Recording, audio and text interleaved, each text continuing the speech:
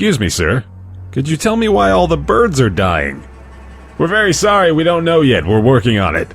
This is the conversation that the Arkansas Police Call Center had time after time on that ghastly day, when the unsuspecting citizen woke up to find a graveyard of black birds in their neighborhood. The streets of Arkansas were covered by birds scattered on the ground. Blackbirds of all shapes and sizes made a feathery blanket over the roads.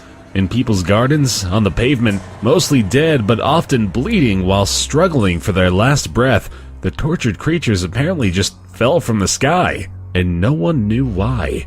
Kentucky turned into a cradle for corpses of sparrows and other dark-feathered birds as well. In Louisiana, 500 birds fell to their death at the same time. Experts were at a loss for words. Was it atmospheric disturbance? Was there a threat in the air so fatal yet so subtle that only the birds could understand the warnings the planet was vibrating with? Was it some alien matter? Was it an act of cruelty?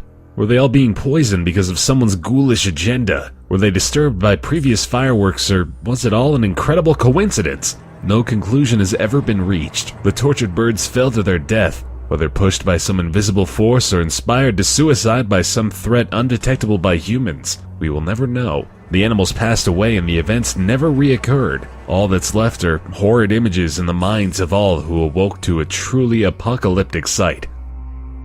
One dreadful winter night in Langby, Minnesota, temperatures dropped 25 degrees Fahrenheit below zero. 19-year-old Jean Hilliard was returning home and had a car accident in the winter nightmare. Her car skid off the road. She tried desperately to reach her neighbor, but the frozen night took her over and turned her into a human popsicle, literally. When her neighbor finally found her the next morning, she looked more like an ice statue than an actual person. Her skin was completely white, the frostbite turning her into a rendition of the Snow Queen. Her entire body was solidified by the cold, turned into ice, unable to bend or pierce. She was immediately transported to the hospital, but the doctors had no hopes of getting her back.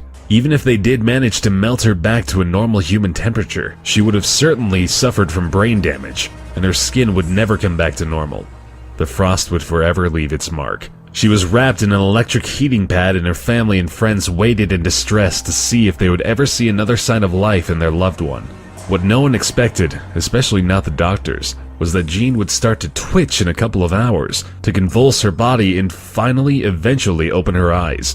About a month and a half later, to everyone's astonishment, Jean left the hospital as healthy as ever, with no sign of ever having been eaten up by ice and clinically dead. Her brain, her internal organs, her skin, untouched. How, you ask? Get in line. You're not the only one asking that question. Maybe it was a Christmas miracle.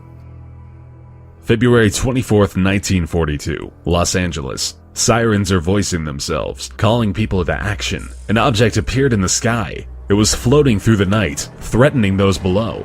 It's the Japanese attacking again. Some jumped to arms, some hid, some experienced a burst of adrenaline and were prepared to fend off the enemy at all costs. Others sadly couldn't handle the stress and experienced severe trauma. In extreme cases, even died of heart failure due to panic attack. The 37th Coast Artillery Brigade unloaded 1,400 12.8-pound anti-aircraft shells. The bombardment went on for a full hour. The object soaked up all that was shot at it. The missiles killed 4 civilians, but the aircraft loitered over the sky, moving with a hover over the state. It wasn't the Japanese. Well, who was it then?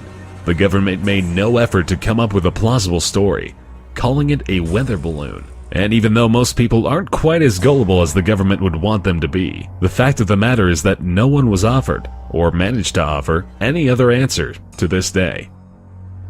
In the winter of 1959, 9 people were found dead near the camp they had previously set up. High on a mountain at sub-zero temperatures, bodies were found scattered at the camping site, alongside ripped tents. 6 of the campers had died of hypothermia. 2 died of chest fractures inflicted by a force which doctors claim cannot be human. 1 woman was found with her tongue ripped out. The bodies were highly radioactive. The only footprints found in the snow were their own. No conducted investigation managed to explain how the people had died. What hunted them down in those woods remains a mystery. Some sort of force, one powerful enough to damage the human body to the breaking point, but which leaves no footprints or DNA, emerged from the freezing cold that night and took lives of unassuming campers.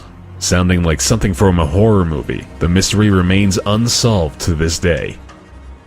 At around 7:17 a.m., in the hills northwest of Lake Baikal in Russia, the locals saw a blast of bluish light moving across the sky. The blast was as powerful as sunlight. About 10 minutes later, the air was rattled by a sound similar to artillery fire. The source of the sound moved from the east to the north of them. The sounds were accompanied by a shockwave that knocked people off their feet and broke windows hundreds of miles away. The shockwave was as heavy as an earthquake, destroying everything in its path, including ripping trees out of the soil. The turmoil was so great that it was detected as far away as Great Britain. Night skies in Asia and Europe were glowing for the next couple of days. This happened in 1908. Since then, scientists have written an estimated 1,000 scholarly papers on the event. Extensive research has been done in the area, but all we have is theories.